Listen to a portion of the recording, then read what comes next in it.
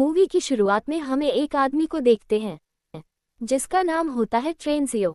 ट्रेनजियो उस टाइम एक एयरपोर्ट पर जाता है और जब वो एयरपोर्ट पर जाता है तो हम उसे काफ़ी परेशान देखते हैं।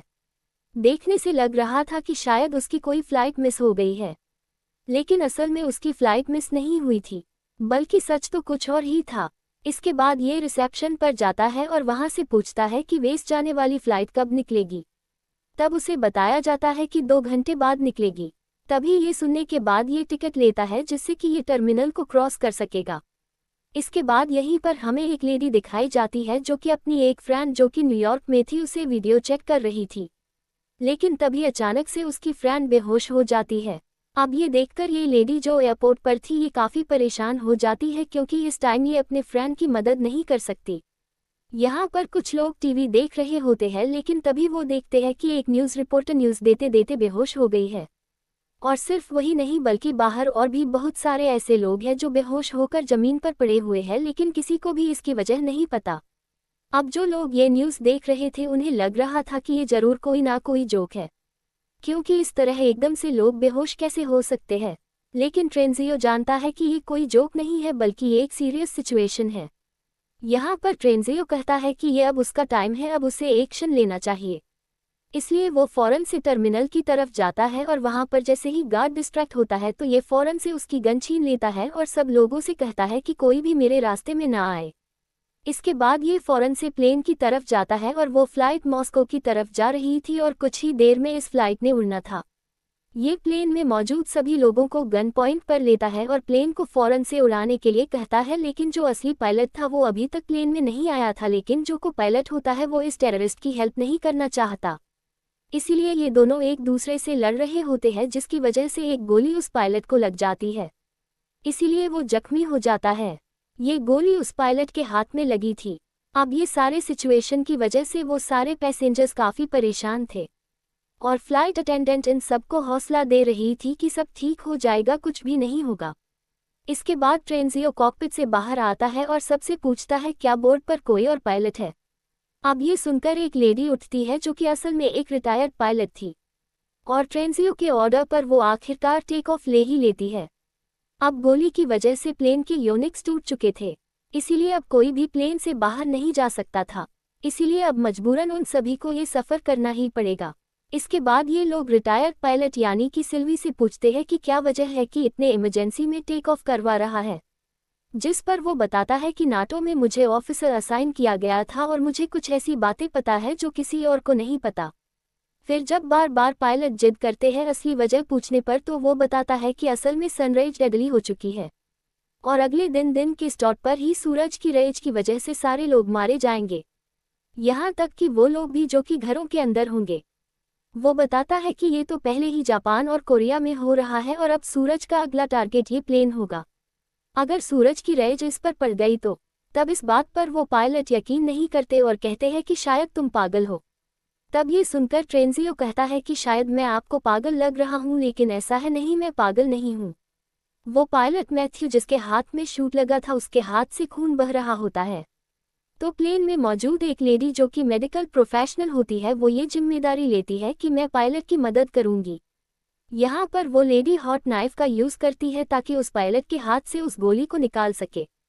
अब इस वजह से पायलट को बहुत ज़्यादा दर्द हो रही थी और प्लेन में मौजूद सारे पैसेंजर्स भी उसकी वजह से परेशान हो रहे थे, लेकिन यहाँ पर मैथ्यू जानता था कि उसे सब्र से काम लेना चाहिए क्योंकि सबकी ज़िंदगी अब उस पर डिपेंड करती है। यहाँ पर मैथ्यू सबको बताता है कि हम उसी जगह पर लैंड करेंगे जहाँ पर लैंड करने का ट्रेनजियो हमें कह रहा है, बजाय उस जगह पर लैंड करने के जहाँ पर हमने सोचा था। यहाँ पर मैथ्यू को लगता है कि फाइटर जेट्स लाजमी आ रहे होंगे उन्हें रेस्क्यू करने के लिए, क्योंकि उन्होंने ये प्लेन इसीलिए उड़ाया था क्योंकि उसे एनी मैथ्यू को गन पॉइंट पर लिया गया था, लेकिन दूसरी पायलट एनी सिल्वी को ऐसा नहीं लग रहा था। उसे नहीं लग रहा था कि कोई उनकी मदद करने के लिए आएगा। वहाँ एक और पैसेंजर को जब ये बात पता चलती है कि सनराइज सबको मार रही है तो उसे इस बात पर यकीन नहीं होता, इसीलिए वो पायलट पर शक करने लगता है, यानी कि सारे पायलट्स उनसे झूठ बोल रहे हैं। इस पैसेंजर का नाम अयाज होता है। इसके बाद हम एक और पैसेंजर को देखते हैं जो कि अरबी होता है। ये पैसेंजर एकदम से खांसी करने लगता है और देखते ही देखते बेहोश हो जाता है। अब यहाँ पर अयाज ऐसे प्रिटेंड करता है कि जैसे वो उसकी हेल्प कर रहा है और इसी सब के बीच वो ट्रेनजियो से उसकी गन छीन लेता है। इसके बाद ट्रेनजियो को वॉशरूम में बंद कर दिया जाता है और बाकी सभी पायलट से पूछा जाता है कि आखिर सच क्या है।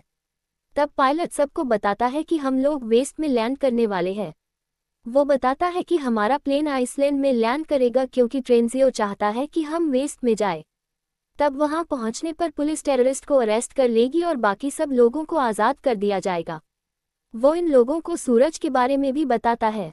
वो बताता है कि ट्रेनजियो को लगता है कि सूरज की रेज लोगों को मार रही है।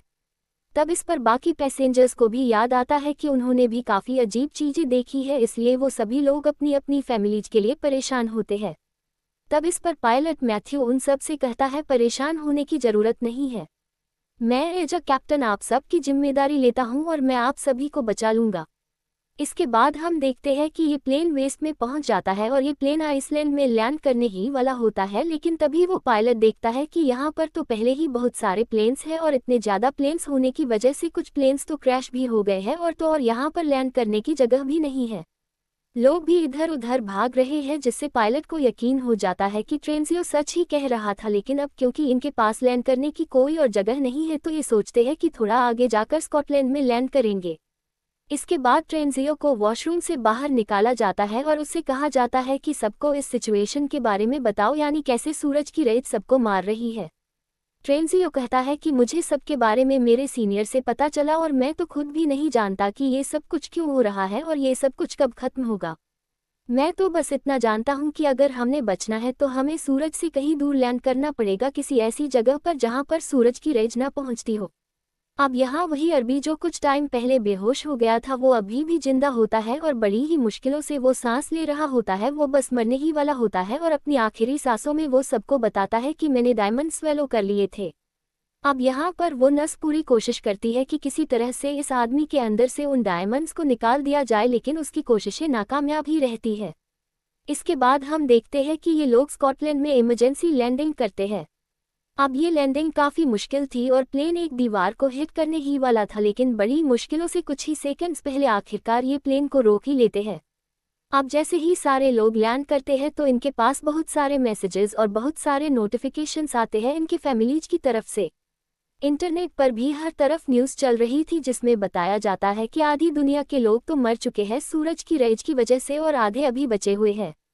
ये एयरपोर्ट खाली था क्योंकि लोग यहाँ से भाग चुके थे। अब ये लोग डार्क प्लेस को ढूंढ रहे थे कि कहीं पर भी इन्हें डार्क प्लेस मिले और ये वहाँ पर छुप जाए, जबकि न्यूज़ में बताया जा रहा था कि अगर सूरज निकलता है तो तब अगर कोई इंसान बनकर में जाकर भी छुप जाए तो वो भी मर जाएगा। अब यहाँ पर इन सभी पैसेंजर्स को भी वेस्ट की तरफ ही फ्लाई करना था, इसलिए ये सारे अपना जरूरी सामान और सप्लाईज को इकट्ठा करना शुरू करते हैं। इनमें से एक आदमी जो कि अपनी वाइफ के पास वापस जाना चाहता था वो उन सब से लड़ रहा होता है कि मुझे वेस्ट की तरफ नहीं जाना, इसलिए यहाँ पर उसे लाव किया जाता है कि वो वापस जा सकता है।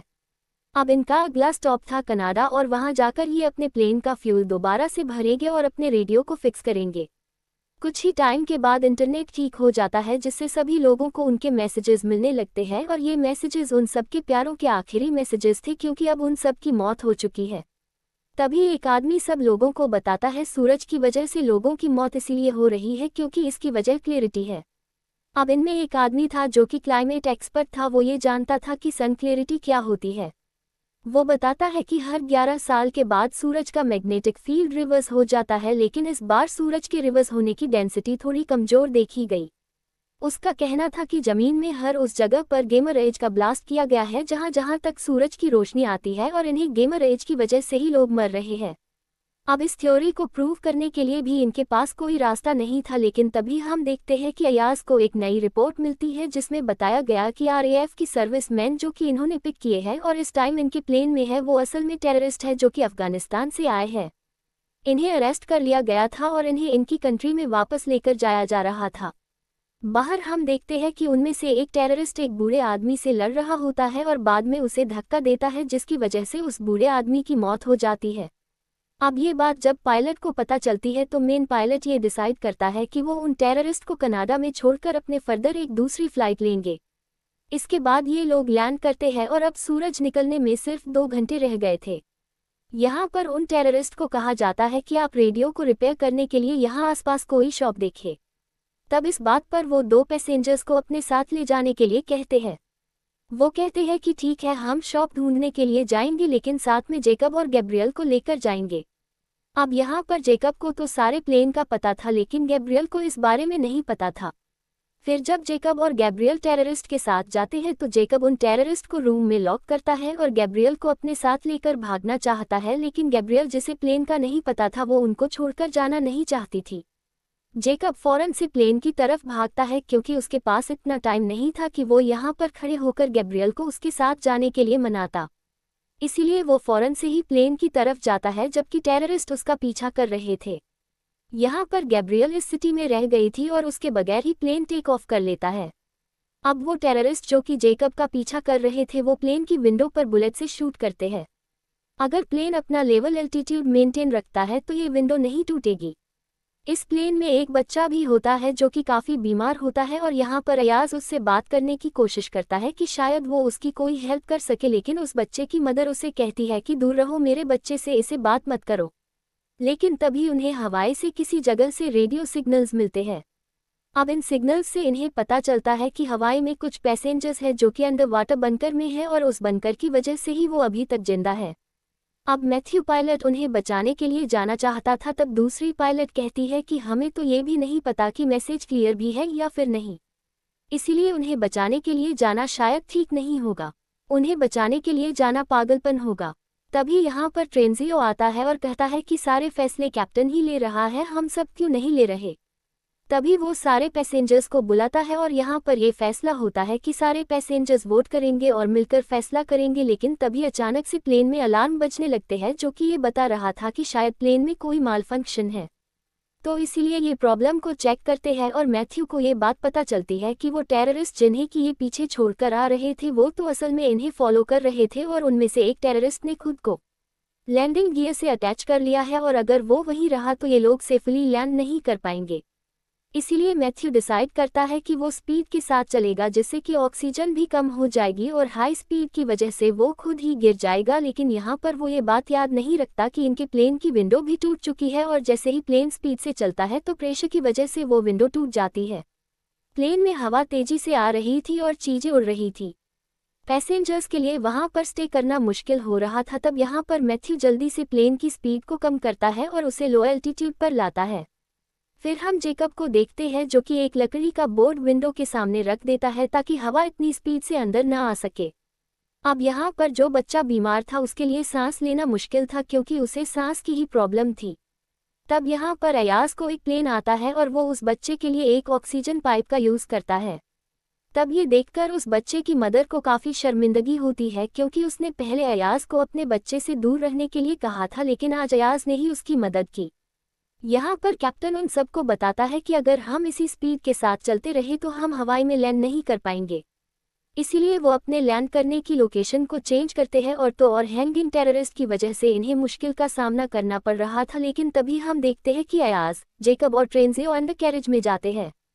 ये प्लेन के फ्लो पर ही होल बनाते हैं ताकि उस टेररिस्ट को देख सके। ट्रेनजियो अपनी गन का यूज़ करता है लेकिन ये क्रिमिनल गन को छीन लेता है और वो ट्रेनजियो को मारने ही वाला होता है कि तभी अयाज आकर ट्रेनजियो की जान बचा लेता है और उस टेररिस्ट को शूट कर देता है। अब कुछ देर के लिए अयाज इन सब का हीरो बन चुका था, लेकिन तभी इन्हें यहाँ पर एक और सच पता चलता है और वो ये कि वो अरबी पैसेंजर जो पहले इनके प्लेन में था, ये जिसने डायमंड्स खा लिए थे, वो असल में अयाज की वजह से ही मरा था क्योंकि इन पैसेंजर्स ने उस अरबी पैसेंजर की बॉडी को कनाडा में ही दफन कर दिया था। लेकिन तभी उन्हें ऐसा करता एक लड़का देख लेता है और वो भी एक पैसेंजर होता है इसी प्लेन का। उस लड़के पैसेंजर ने देखा कि अयाज उस अरबी पैसेंजर की बॉडी को काटकर उसमें से कुछ निकाल रहा है। तब यहाँ पर अयाज बताता है कि असल में मैं डायमंड्स को स्मगल करता हूँ और जो डायमंड्स मैंने स्मगल किए थे वो उस अरबी पैसेंजर की बॉडी में थे, लेकिन अब क्योंकि उस अरब पैसेंजर ने इंस्ट्रक्शंस को ठीक से फॉलो नहीं किया था इसी वजह से उसकी मौत हो गई और तब मजबूरन मुझे उसकी बॉडी से उन डायमंड्स को निकालना ही पड़ा। अब ये सुनकर सारे पैसेंजर्स को अयाज पर काफ़ी गुस्सा आता है और कुछ पैसेंजर्स तो कह रहे थे कि इसको भी टेररिस्ट की तरह प्लेन से बाहर निकाल दिया जाए, लेकिन ज़्यादा पैसेंजर्स तो अयाज के हक में ही थे। अब क्योंकि ज़्यादा वोट ये थे कि इसे प्लेन में ही रहने दिया जाए, इसीलिए उसे सिर्फ हैंडकफ्स कर दिया जाता है। इसके बाद ये लोग एक जगह पर लैंड करते हैं और वहाँ से ये प्लेन में फ्यूल डालते हैं। अब यहाँ पर हम देखते हैं कि इनके पास जो क्लाइमेट एक्सपर्ट है वो एक बड़ी अजीब बात कहता है कि वो फ्रूट्स जो वो कनाडा से लेकर आए हैं उनका कोई टेस्ट नहीं है, यानी उनका कोई जायका नहीं है। उसका कहना था कि गेमर एज इतनी स्ट्रांग है कि उनकी वजह से फ्रूट्स का फ्लेवर भी चला गया, और अगर ऐसा ही रहा तो गेमर एज फूड का मुकम्मल स्ट्रक्चर ही चेंज कर देंगी, जिसके बाद वो शायद कुछ हफ्तों बाद ही भूख की वजह से मर जाए। मैथ्यू काफ़ी देर से ड्राइव कर रहा था और अब वो उस क्लाइमेट एक्सपर्ट से कहता है कि हमने उस जगह पर जाना है जहाँ पर सूरज की रेज ना पड़ती हो, इसीलिए इन बातों के बारे में हम बाद में सोचेंगे। फिर हम दूसरी पायलट को देखते हैं जो कि मैथ्यू से कह रही थी कि तुम काफ़ी थक गए हो, अब तुम्हें रेस्ट करना चाहिए, क्योंकि काफ़ी देर से वो प्लेन चला रहा था और उसे अब नींद आ रही थी थकावट की वजह से, और जाहिर सी बात है कि इस वजह से बाकी पैसेंजर्स की जान भी खतरे में थी। अब सारे पैसेंजर्स उसके पास आकर उसे काफ़ी मनाते हैं और कहते हैं कि आपको सोना चाहिए। वो कहता है ठीक है मैं सो जाऊंगा, लेकिन अभी नहीं, बाद में, अभी मुझे प्लेन ही चलाना है। लेकिन तभी इन्हें एक और रेडियो सिग्नल मिलता है जिससे इन्हें कन्वर्सेशन तो ठीक से सुनाई नहीं दे रही थी, बस एक बात सुनाई दे रही थी जिसमें कहा जा रहा था सारा 17। अब बहुत जल्द इन्हें समझ आ जाती है कि जो आदमी उनसे बात कर रहा है असल में वो एक एस्ट्रोनॉट है जो कि स्पेस में है। अब ये लोग काफ़ी हैरान थे इस वजह से कि वो जिंदा है और लग रहा था कि शायद वो ज़मीन पर मौजूद कंट्रोल रूम से बात कर रहा है। अब ये लोग डिसाइड करते हैं कि ये लोग नाटो के हेड क्वार्टर तक जाएंगे, यानी जहां से ये सब कुछ शुरू हुआ। वहां मैथ्यू जो कि वॉशरूम में गया था, ये सब लोग आकर देखते हैं कि वो तो बेहोश पड़ा हुआ है वहां पर। असल में उसके हाथ पर जो गोली लगी थी उसकी इंजरी पहले से ज़्यादा सीरियस हो गई थी, जिसकी वजह से पॉइजन उसकी पूरी बॉडी में ही फैल रहा है। तब इन पैसेंजर्स में से जो नर्स होती है वो कहती है कि अगर हम लोग किसी तरह हॉस्पिटल पहुंच जाए तो मैं इसका ऑपरेशन कर दूंगी। अब दूसरी पायलट जिसका नाम सिल्वी है वो काफ़ी परेशान होती है ये सोचकर कि मैथ्यू के बगैर मैं प्लेन अकेली कैसे चलाऊंगी। तब सारे पैसेंजर्स उसे इंसिस्ट करते हैं कि तुम्हें ट्राई करना होगा, अगर तुम्हें इसमें एक्सपीरियंस नहीं है तो फिर भी तुम्हें ये प्लेन चलाना है, क्योंकि अब तुम ही हमारी एक आखिरी उम्मीद हो। यहाँ पर हम देखते हैं कि सिल्वी यूट्यूब पर वीडियोस देखती है जिससे कि वो ये समझ रही है कि उसे कैसे प्लेन को लैंड करना है। अब वीडियो देखना तो आसान था, जब प्लेन को उड़ाना था, उसे लैंड करवाना था, तो ये सब तो बहुत मुश्किल था। इसीलिए सिल्वी काफ़ी घबरा रही थी। अब ये लोग लैंड तो करते हैं लेकिन ये लैंडिंग काफ़ी शेकी सी थी, लेकिन किस्मत से सारे पैसेंजर सेफ थे और सारे खड़े होकर सिल्वी के लिए क्लैपिंग करते हैं। फिर टाइम जाया ना करते हुए ये खुद को 3 ग्रुप्स में डिवाइड करते हैं, यानी इन सब ने अलग अलग टास्क परफॉर्म करने थे, जिसमें से कुछ ने तो प्लेन के फ्यूल को रिफिल करना था, जबकि कुछ लोगों ने मैथ्यू को हॉस्पिटल पहुंचाना था, और जो ट्रेंजियो और अयाज थे उन्हें नाटो के हेड क्वार्टर जाना था। हॉस्पिटल में हम देखते हैं कि यहाँ पर बहुत सारे पेशेंट्स हैं जो कि ज़मीन पर पड़े हुए हैं और सारे के सारे मर चुके हैं। तब नर्स उन सब से कहती है कि इन्हें देखकर परेशान मत हो और मेन फोकस ये रखो कि हमने मैथ्यू की जान बचानी है। फिर वो बच्चा जो बीमार था उसकी मदर को हम देखते हैं जो कि अपने बच्चे के लिए अलग अलग चीज़ें जमा कर रही है, जैसे कि दवाएं और वो चीज़ें जो उसके लिए ज़रूरी है। उधर हम देखते हैं नाटो के हेड क्वार्टर को, जहां ट्रेंजियो सबको कंट्रोल रूम में लेकर जाता है। अब इनके पास इतना टाइम नहीं था कि ये सारी फाइल्स को चेक करते, इसीलिए ये सर्वेलेंस वीडियो को देखने का डिसाइड करते हैं कि शायद इन्हें उन वीडियोस में कुछ मिल जाए। तब इनमें से एक मेंबर थोड़ा दूर होता है तो हम देखते हैं कि ट्रेंजियो की अयाज के साथ फाइट हो जाती है। यहाँ पर ट्रेंजियो एक्सीडेंटली अयाज को हिट करता है, जिससे कि अयाज बेहोश हो जाता है और उसकी बॉडी से बहुत सारा खून निकलने लगता है। वहाँ इनका एक दूसरा मेंबर जो कि एक रिकॉर्डिंग लेने में कामयाब हो जाता है। असल में इस रिकॉर्डिंग में कुछ ऑफिशियल्स बातें कर रहे थे। ये बातें एक डैम के नीचे बने बंकर के बारे में थी और उसी जगह का नाम था स्टारा 17, यानी सेम वही जगह जिसके बारे में इन्होंने रेडियो में भी सुना था। अब जिस लड़के ने ये रिकॉर्डिंग ली होती है उसका नाम रिक होता है। अब इन्हें जाकर ये बात अपने बाकी मेंबर्स को बतानी थी, लेकिन तभी हम देखते हैं कि ट्रेंजियो आकर रिक को बताता है कि मैंने अयाज को मार दिया है। तब रिक आकर देखता है कि उसकी पूरी बॉडी खून में लिपट है। वहाँ हम देखते हैं कि मैथ्यू की हालत अब पहले से बेहतर है। इसके बाद मैथ्यू को प्लेन में लाया जाता है, बाकी सब मेंबर्स भी प्लेन में वापस आ जाते हैं। ऑपरेशन के बाद मैथ्यू काफ़ी बेटर फील कर रहा है। ट्रेंजियो सबको बताता है कि अब हमें अयाज का इंतजार नहीं करना चाहिए, क्योंकि अब वो वापस नहीं आएगा। सभी लोग परेशान थे कि आखिर क्यों अयाज वापस नहीं आएगा, और जब मैथ्यू इंजन स्टार्ट करता है तो ये सारे लोग देखते हैं कि अयाज इनके प्लेन के बिल्कुल सामने था। अब अयाज को प्लेन में ले लिया जाता है और ट्रेंजियो के हाथ बांध दिए जाते हैं।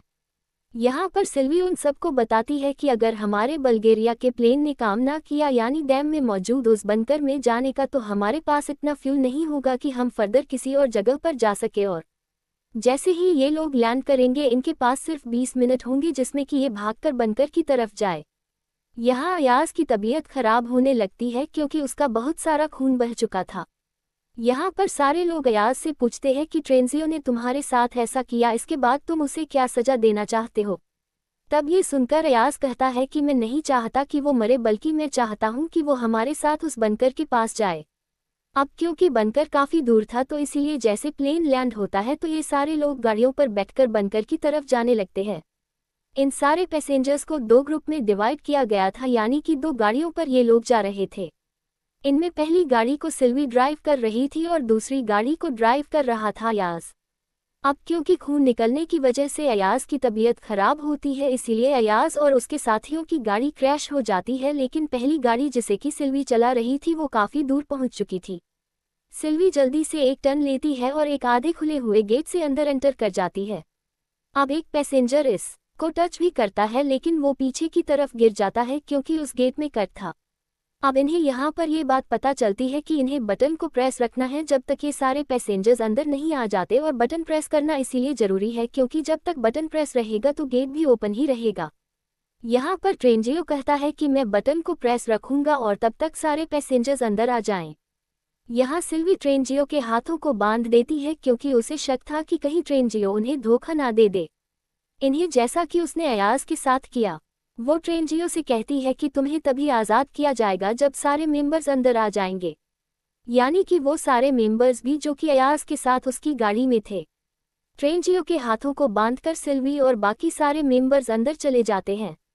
उधर अयाज अपने सारे मेंबर्स को लेकर लेफ्ट टर्न लेता है, यानी वो एक डिफरेंट टर्न लेता है और वो एक डिफरेंट गेट से डैम के बंकर में एंटर करता है। अब क्योंकि ये लोग किसी और गेट से आए थे इसीलिए ट्रेंजियो वहां पर अकेला रह गया था, जबकि वहां पर सारे मेंबर्स अब बंकर के अंदर पहुंच चुके थे। अब इन सभी लोगों को फाइनली मिलिट्री के लोग वेलकम करते हैं और वो उन्हें बताते हैं कि आप सब अब बिल्कुल सेफ हैं, लेकिन ट्रेंजियो तो बाहर ही रह गया था। वो यहाँ पर अपने गॉड से अपनी की गई गलतियों की माफ़ी मांगता है और सूरज को फेस करने के लिए तैयार होता है। अब प्लेन के सारे पैसेंजर्स तो बच जाते हैं, लेकिन सूरज की रेज की वजह से ट्रेंजियो मारा जाता है और इसी के साथ ही ये मूवी यहीं पर एंड हो जाती है। Thank you for watching.